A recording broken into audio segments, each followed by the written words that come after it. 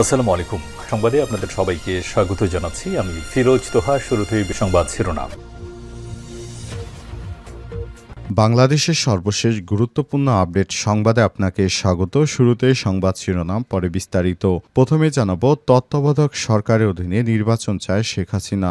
জনগণ নির্বাচন চায়, সেজন্য একটি নিরপেক্ষ তত্ত্বাবধায়ক সরকার গঠন করতে হবে। তবে এই নির্বাচন কোনোভাবেই ইউনূসের অধীনে হবে না বলে মন্তব্য করেছেন সাবেক প্রধানমন্ত্রী শেখ হাসিনা। তিনি বলেন, যদি আমিও এখনো প্রধানমন্ত্রী, তবু আমি বলবো জনগণ নির্বাচন চায়। হ্যাঁ, নির্বাচন দিতে হবে কেয়ারটেকার সরকারের মাধ্যমে, তত্ত্বাবধায়ক সরকারের মাধ্যমে, ইউনূসের অধীনে নয়। এরপর জানাবো, কলকাতায় বাংলাদেশি তকমা দিয়ে শিক্ষার্থীদের উপর হামলা। কলকাতার ব্যস্ততম এলাকা শিয়ালদায় ঘটে গেল এক চাঞ্চল্যকর ঘটনা। অভিযোগ উঠেছে, বাংলাদেশি এবং রোহিঙ্গা বলে অভিযুক্ত করে কয়েকজন বাংলা ভাষাভাষী মুসলিম ছাত্রকে নির্মমভাবে মারধর করা হয়েছে। এদিকে পাকিস্তানের সঙ্গে ট্রেড অ্যান্ড ইনভেস্টমেন্ট কমিশন করা হবে বললেন বাণিজ্য উপদেষ্টা। পাকিস্তানের সঙ্গে সহযোগিতামূলক বাণিজ্য বাড়াতে ট্রেড অ্যান্ড ইনভেস্টমেন্ট কমিশন করা হবে বলে জানিয়েছে বাণিজ্য উপদেষ্টা শেখ বশিরউদ্দিন। তিনি বলেন, আমরা পাকিস্তান থেকে যাতে প্রতিযোগিতামূলক মূল্যে আমদানি করতে পারি, সেজন্য এই কমিশন গঠন করা হবে। এদিকে নিশ্চিত লেভেল প্লেইং ফিল্ড না পেলে নির্বাচনে যাবে না জামাত, বললেন হামিদুর রহমান আজাদ। নির্বাচন ফেব্রুয়ারিতে হলে কোনো সমস্যা নেই, তবে নির্বাচনকে সামনে রেখে এখনও লেভেল প্লেইং ফিল্ড নিশ্চিত করা হয়নি বলে মন্তব্য করেছেন জামাত ইসলামের সহকারী সেক্রেটারি জেনারেল হামিদুর রহমান আজাদ। তিনি বলেন, সরকার আমাদের শর্ত ও দাবিগুলো নিশ্চিত করবে, এরপরে আমরা নির্বাচনে অংশগ্রহণ করব। এবং সর্বশেষ জানাবো, আজীবনের জন্য কারা নিষিদ্ধ হবেন স্পষ্ট করল মার্কিন অভিবাসন কর্তৃপক্ষ। মার্কিন নাগরিকত্ব ও অভিবাসন পরিষেবা ইউএসসিআইএস করা হুঁশিয়ারি দিয়েছে, মিথ্যাচারিতার আশ্রয় নিয়ে নিজেকে মার্কিন নাগরিক দাবি করলে আজীবনের জন্য নিষিদ্ধ হবে। বিশেষভাবে উল্লেখ করা হয়েছে, মার্কিন নাগরিকত্বের ভুয়া দাবিদার অভিবাসন প্রক্রিয়ায় স্থায়ীভাবে অযোগ্য বলে গণ্য করা হবে। প্রিয় দর্শক, এতক্ষণ শুনছিলেন সংবাদ শিরোনাম, এবারে বিস্তারিত।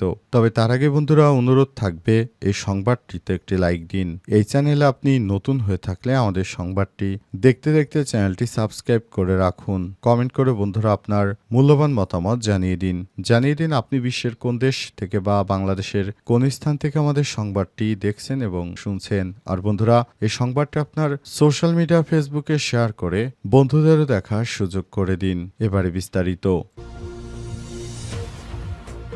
তত্ত্বাবধায়ক সরকারের অধীনে নির্বাচন চায় শেখ হাসিনা। জনগণ নির্বাচন চায়, আর সে নির্বাচন একটি নিরপেক্ষ তত্ত্বাবধায়ক সরকারের অধীনে হতে হবে বলে জানিয়েছেন শেখ হাসিনা। তবে এই নির্বাচন কোনোভাবেই ডক্টর ইউনূসের অধীনে হবে না বলে মন্তব্য করেছেন সাবেক প্রধানমন্ত্রী শেখ হাসিনা। তিনি বলেছেন, যদি আমি এখনো প্রধানমন্ত্রী, তবু আমি বলবো জনগণ নির্বাচন চায়। হ্যাঁ, নির্বাচন দিতে হবে, একটা কেয়ারটেকার গভর্নমেন্ট আলাদাভাবে তৈরি করে এরপর নির্বাচন দিতে হবে। এক অডিও বার্তায় তিনি এই মন্তব্য করেছেন। শেখ হাসিনা বলেন, ইউনূসের অধীনে কোনো নির্বাচন হবে না। দেশে অন্তর্বর্তীকালীন সরকারের অবস্থার অবসান ঘটাতেই হবে। তার জন্য সকলকে ঐক্যবদ্ধ সোচ্চার হতে হবে। ডক্টর ইউনূসকে পদত্যাগ করতে হবে, এরপর নিরপেক্ষ সরকারের অধীনে নির্বাচন হতে হবে। অডিও বার্তায় হাসিনা অভিযোগ করে বলেছেন, 15 জুলাই থেকে যেসব হত্যাকাণ্ড সন্ত্রাস ঘটেছে সেগুলো পরিকল্পিতভাবে ঘটানো হয়েছে। তিনি দাবি করেন, এই খুনি সন্ত্রাসী মাস্টার মাইন্ডদের দায়মুক্তি দেওয়া হয়েছে, অথচ মামলা দেওয়া হয়েছে আওয়ামী লীগের নেতাকর্মীদের বিরুদ্ধে। এমনকি 15 আগস্ট 32 নম্বরে ফুল দিতে যাওয়া এক গরিব রিকশাওয়ালাকে নির্যাতন করা হয়েছে বলে অভিযোগ করেন তিনি। শেখ হাসিনার অডিওতে আরও জানিয়েছেন, এইভাবে আমি দেশকে চলতে দিতে পারি না, সবাইকে সোচ্চার হতে হবে ইউনূসের বিরুদ্ধে। প্রসঙ্গত, সংবিধানে তত্ত্বাবধায়ক সরকারের ব্যবস্থা অন্তর্ভুক্ত করে 1996 সালে ত্রয়োদশ সংশোধনী জাতীয় সংসদে গৃহীত হয়। প্রধান বিচারপতি এম খায়রুল হকের নেতৃত্বে 7 বিচারপতি পূর্ণাঙ্গ আপিল বেঞ্চ 2011 সালের 10 মে সংবিধানে একাদশ সংশোধনী বাতিল ঘোষণা করে রায় দেয়। এর মাস দেড়েক পরেই 30 জুন সংসদে গৃহীত সংবিধানের পঞ্চদশ সংশোধনীর সময় তত্ত্বাবধায়ক সরকার ব্যবস্থা বাতিল করা হয়। শেখ হাসিনাই মূলত তত্ত্বাবধায়ক সরকার ব্যবস্থা বাতিল করেছিলেন। এখন তিনি আবার তত্ত্বাবধায়কের অধীনে নির্বাচন চান। কলকাতায় বাংলাদেশি তকমাদের শিক্ষার্থীদের উপর হামলা। কলকাতার ব্যস্ততম এলাকা শিয়ালদায় ঘটে গেল এক চাঞ্চল্যকর ঘটনা। এ অবস্থায় শিয়ালদায় ভয়ঙ্কর এক ঘটনা ঘটেছে। সেই ঘটনা সামনে আসতেই সবার চোখ কপালে উঠে যায়। এই ঘটনায় বাংলাভাষী মুসলিম ছাত্রকে নির্মমভাবে মারধর করা হয়েছে। শহরের ঐতিহ্যবাহী কারমাইকেল হোস্টেল থেকে কলকাতা বিশ্ববিদ্যালয়ে পড়াশোনা করেন বহু সংখ্যালঘু ছাত্র। রাত 10টার দিকে ওই হোস্টেলের কয়েকজন ছাত্র শিয়ালদার কাছে একটি দোকানে মোবাইলের কভার কিনতে গেলে এই ঘটনা ঘটে। এফআইআর অনুযায়ী বাংলা ভাষায় কথা বলায় হিন্দিভাষী ব্যবসায়ী সহ কয়েকজন স্থানীয় ব্যক্তি তাদের উপর চড়াও হয়। তারা মনে করেছে এরা হচ্ছে বাংলাদেশ থেকে এসেছে, তাই তাদের উপর হামলা করে বসে। কিন্তু অবশেষে জানা গেল এই শিক্ষার্থী এরা সবাই ভারতেরই নাগরিক, তারা ভারতের সংখ্যালঘু মুসলিম। তাদের উপর হামলা চালিয়ে মূলত এই ধরনের জঘন্য অপরাধ করা হয়েছে বলে জানিয়েছে তারা। এই অপরাধ এমন একটি সময় করা হলো যখন বাংলাদেশের সঙ্গে ভারতের সম্পর্ক খুব খারাপ যাচ্ছে। তারা মনে করেছে এবার বাংলা ভাষাভাষীদের উপরে হিন্দি ভাষাকে চাপিয়ে দিতে চাইছে ভারতের বিজেপি সরকারের সন্ত্রাসীরা। এই সন্ত্রাসীরা অবশ্যই বাংলা ভাষাভাষীদের উপর প্রতিনিয়ত হামলা চালিয়ে যাচ্ছে। তাদের হাত থেকে রক্ষা পাচ্ছে না কলকাতার সংখ্যালঘু মুসলিমরা।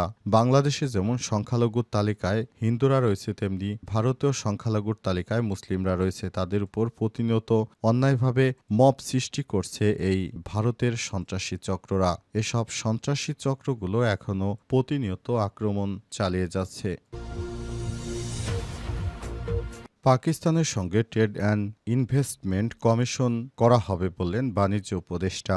বাংলাদেশের সঙ্গে পাকিস্তানের সর্বাত্মক সহযোগিতামূলক ব্যবসা বাণিজ্য বজায় রাখার চেষ্টা করছে অন্তর্বর্তীকালীন সরকার। সরকারের পক্ষ থেকে বিভিন্ন উদ্যোগ নেওয়া হচ্ছে। শুধুমাত্র ভারতের সঙ্গে বাণিজ্য চুক্তি করার কারণে এইমাত্র কয়েকদিন আগেই ভারত থেকে বাংলাদেশ চাউল আমদানি করতে গিয়েছিল। হঠাৎ করে তারা 34% চাউলের দাম বৃদ্ধি করে দেয়। অবস্থায় রাতারাত ভারতের মার্কেটে চাউলের দাম বৃদ্ধি পেয়ে যায় এবং বাংলাদেশ সঠিক সময়ে সেই চাউলগুলো আমদানি করতে পারে না। এর ফলে আর্থিকভাবে বাংলাদেশ অনেক ক্ষতির মুখে পড়ে। তাই বাংলাদেশের সরকারের থেকে সিদ্ধান্ত গ্রহণ করা হয়েছে শুধু ভারতের সঙ্গে নয়, বরং প্রয়োজনে আমরা মাঝে মাঝে পাকিস্তানের কাছ থেকেও চাউল আমদানি করব বা অন্যান্য জিনিসপত্র আমদানি করব। কারণ পাকিস্তানের থেকে আমদানি করলে অনেক সময় দেখা যাবে ভারতের থেকে অল্প দামে সেগুলো ক্রয় করতে পারবো। বিগত সরকার শুধুমাত্র ভারত থেকে সমস্ত পণ্য আমদানি করার কারণে ভারতের সরকার ফুলে ফেঁপে অনেক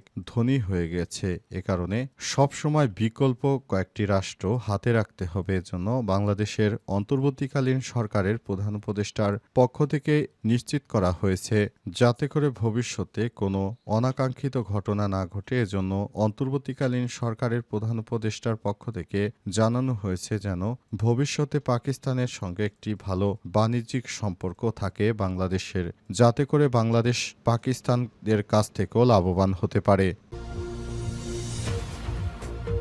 নিশ্চিত লেভেল প্লেইং ফিল্ড না পেলে নির্বাচনে যাবে না জামাত, বলেন হামিদুর রহমান আজাদ। নির্বাচন ফেব্রুয়ারিতে হলে কোনো সমস্যা নেই, তবে নির্বাচনকে সামনে রেখে এখনো লেভেল প্লেইং ফিল্ড নিশ্চিত হয়নি বলে মন্তব্য করেছেন জামাত ইসলামের সহকারী সেক্রেটারি জেনারেল হামিদুর রহমান আজাদ। তিনি বলেন, সরকার আমাদের সত্য ও দাবিগুলো নিশ্চিত করবে, এরপর আমরা নির্বাচনে অংশ নেব। আজ রাজধানীর আগারগাঁওয়ে নির্বাচন ভবনে প্রধান নির্বাচন কমিশনার সিসিএমএম নাসির উদ্দিনের সঙ্গে বৈঠক শেষে সাংবাদিকদের এসব কথা জানান তিনি। বৈঠকে জামাত নেতারা জানিয়েছেন, লেভেল প্লেইং ফিল্ড ছাড়া যদি আমরা নির্বাচনে যাই তাহলে বিগত সময়গুলোতে যেভাবে স্বৈরাচারীরা ক্ষমতা দখল করে নিয়েছে এবারেও একই কায়দায় ওই স্বৈরাচারীরাই ক্ষমতা দখল করে নেবে। সুতরাং এসব স্বৈরাচারীদেরকে প্রতিহত করতে হলে অবশ্যই দেশজুড়ে একটি লেভেল প্লেইং ফিল্ড নিশ্চিত করতে হবে। তা না হলে আমরা নির্বাচনে গিয়ে কি করব?